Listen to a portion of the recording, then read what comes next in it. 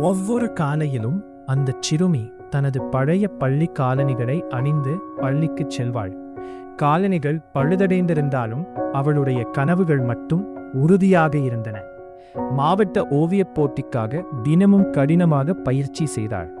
இரவு நேரங்களில் அவள் தூங்கிய பிறகு அவளுடைய அப்பா அமைதியாக அந்த காலணிகளை சரி செய்வார்.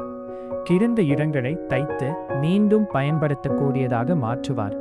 அது ஒரு காலணியை சரி செய்வது மட்டுமல்ல, தன் மகளின் கனவுகளை தாங்கி நிற்கும் ஒரு அன்பின் செயல்.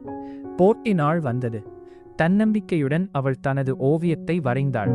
அவளது வெற்றிக்கு காரணம் திறமை மட்டுமல்ல, அவளை நம்பிய அப்பாவின் அன்பும் கூட. சில நேரங்களில் பெரிய வெற்றிகள் சிறிய தியாகங்களிலும் அமைதியான அன்பிலும் பிறக்கின்றன.